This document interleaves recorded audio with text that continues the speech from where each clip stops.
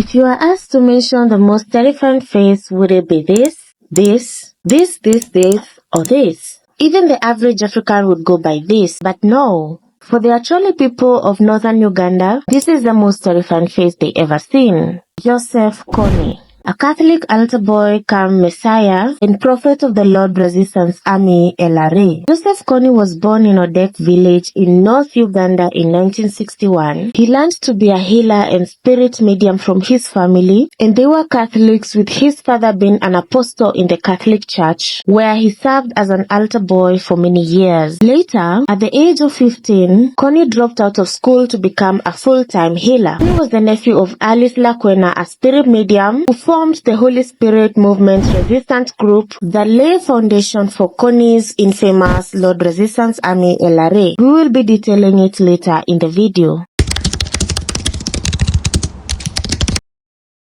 The culture of political resistance in Uganda stems from the complex and harrowing history of British colonial enterprise and their facilitation for the rise of regional antagonism. The Acholi people were pastoralists, and their pastoralist lifestyle and active resistance made it difficult for the British to impose their rule in the north compared to the south, where people tended to be more collaborative with the colonial rule. And well, British being, well, British, villainized the Acholi as primitive and warlike savages, while praising the Southerners as civilized. This saw unproportional economic investment, infrastructure, and civil service jobs issued to the Southerners, leaving the Northerners to anguish in quote incivilities. Fast forward to 1970, Idi Amin, the dictator, becomes president and worsens the socio and economic fabric of the country. Resistance movements begin to rise to overthrow the regime. The North was led by Acholi General Tito Okello through the Uganda's People Democratic Army (UPDA), while the South was led by Yoweri Museveni, the current president, through the National Resistance Movement (NRM). Museveni won and took over presidency in 1986, causing further tensions between the North and the South,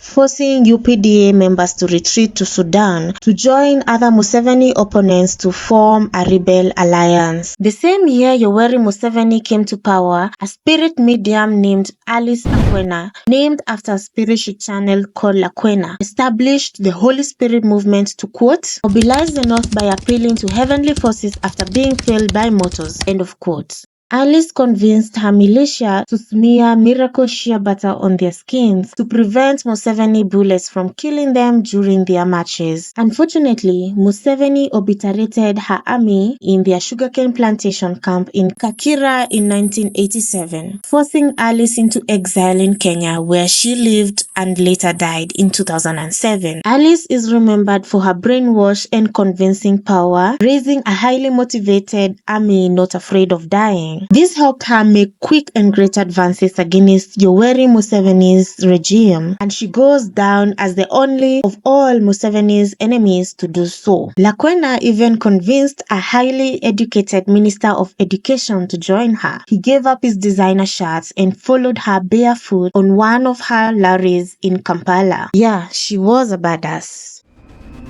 By that time when Museveni took over, they found that I'm colorless Lakwena.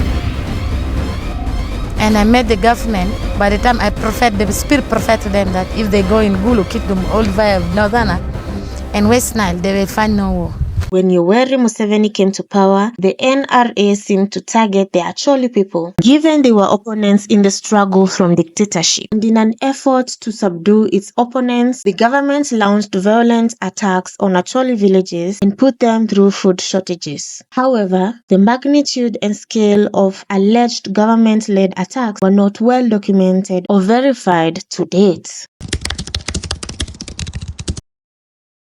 Now a spiritual leader and observing the suffrage of his people under Yoweri Museveni, Joseph Kony, Alice Lakwena's nephew, sought to continue the noble work his aunt started. So he joined the Holy Spirit movement in 1987, proclaiming himself the prophet of the Acholi people, and later renamed the movement to the Lord's Resistance Army (LRA). For a period of time, the LRA enjoyed undivided support from the Northerners, but as the government-sanctioned resources supply to the north, the LRA started to loot the locals, creating rifts with the same people who supported them to begin with. LRA continued loots and atrocities saw Kony lose regional support, and out of desperation, LRA started to boldly steal and abduct children to join his army. The goal of the group was to disrupt social and economic life and make the government weak, to make Uganda ungovernable and eventually take control of leadership. According to Kony, he was the prophet called by God to overthrow the government and turn Uganda into a theocratic state governed by a Cholist tradition and the Ten Commandments as its constitution. Kony claimed to channel 13 different multinational spirits, including a Chinese one called Phantom. As done by his predecessor, Kony gave his followers holy water, brainwashing them to believe that it would make them immune to bullets. As a matter of fact, some believed that Kony was immortal, that even if he got shot, it would do absolutely nada to him. It's impossible to kill Joseph Kony. Yeah. Even if I shot him here, would he right in the chest, would he die? No. No. He cannot die. No.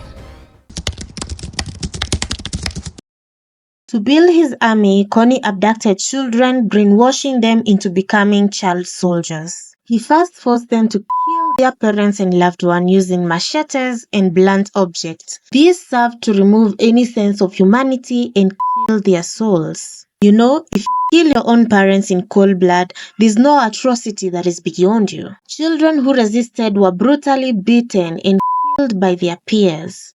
LRA also abducted girls as slaves for his soldiers, and it is said Kony had taken more than 50 female abductees as his wives. LRA continued to terrorize Uganda for more than 2 decades, facilitated by obnoxious religious beliefs. Kony claimed he had visions and messages from his 13 spirits that ordered LRA to attack villages, murder, mutilate, and rape as a form of intimidation. The group even became stronger in 1994 when it was allegedly being backed by the government of Sudan as a retaliation tactic against Kampala for supporting Sudanese rebels. LRA tactics remained brutal. They mutilated those who stood in their way or those who simply were in the wrong place at the wrong time, cutting off their noses, lips, and hands. Observing the crisis, the government of Uganda started setting secure camps for the victims. The children in the north started walking miles every evening to safety camps to avoid abduction. They famously became known as night commuters, sleeping on cold floors in the safety camps and later walking back to their villages for school and other daily duties before coming back at night for safety. While the number of child soldiers fluctuated, it is said that by the year 2000, the number hit as high as 3,000 child soldiers. LRA expanded, terrorizing even the neighboring countries of South Sudan, Central African Republic, and Democratic Republic of Congo. In 2004, the organization Invisible Children was formed to fight against child abduction and mass violence against children, bringing the neglected humanitarian crisis caused by LRA to a global stage. In 2005, the International Criminal Court (ICC) issued an arrest warrant for Joseph Kony, and the US placed a $5 million reward for a tip of his whereabouts. At the time, Kony was charged with 12 counts of crime against humanity, including more than 10,000 murders, abduction, enslavement of more than 24,000 children, enslavement, and additionally, he had 21 counts of war crime, including attack on civilian population, murder, cruel treatment of civilians, and pillaging, including encouraging and enlisting child soldiers to rebel ranks.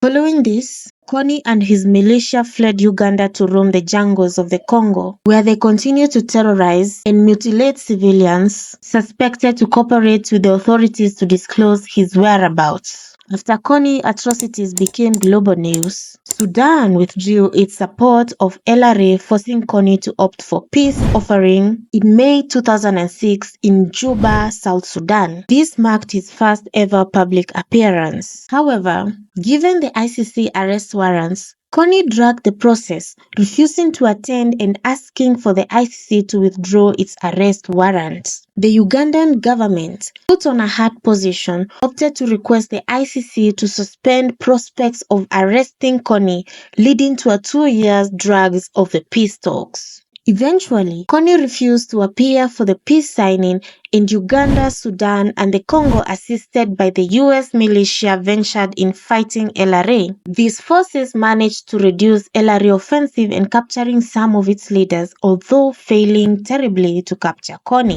LRA is said to have less than 100 soldiers, but they continue to attack civilians, abduct both children and adults in the war-torn Central Republic of Africa as late as 2016 and 2017, proving itself a formidable force for the international forces. Later in 2012, the famous Kony 2012 jaw-dropping film was released, resulting in global social media campaign to apprehend Kony. Notable names like Rihanna urging their followers to watch the film, but this was without controversies as Kony 2012 was heavily criticized for implying that African problems were Western responsibility and Africa was incapable of handling its issues. Nonetheless, the film delivered on outing Kony the warlord.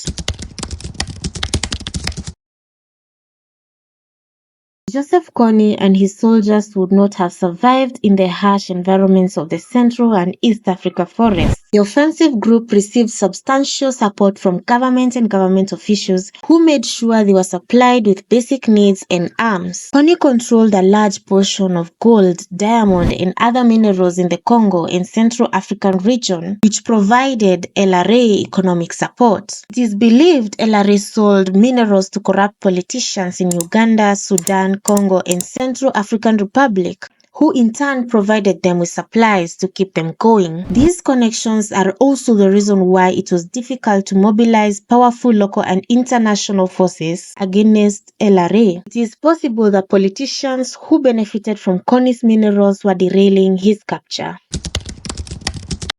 Some progress has been achieved with many LRA members being arrested or surrendering. A recent milestone was achieved with the arrest of Domini Ongwen in 2021, nicknamed White Ants and served as Kony's former top commander. Ongwen was sentenced to 25 years to prison charged with 60 crimes, including murder, torture, rape, and enslavement. His surprisingly short sentence being because he was abducted as a child and forced into LRA militia. In late 2022, ICC launched a hearing for Kony while in absentia, and the first hearing to be so, citing that 6 counts of crimes against humanity and war crimes conducted between 2002 and 2005. They include slavery, forced marriage, forced pregnancy, recruiting child soldiers, murder, and rape. The confirmation for charges hearing is set to start on 15th October 2024 and is set to proceed even in absentia if Kony refused to show up. In the old-style fashion of all criminals, Kony maintains innocence. LRA has never been involved in that part.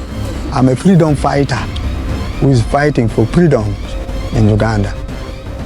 But I'm not a terrorist. Some say he is hiding in Kafia Kingi, a region in the border of South Sudan and Central African Republic, while others say he is in Darfur, a region in Sudan. Today, Joseph Kony stands as the longest-standing fugitive. He is 63 years old and is reported to be slowly dying of diabetes, high blood pressure, and ulcers. Others claim he's dying of AIDS. Oh, and the spirits have since abandoned him.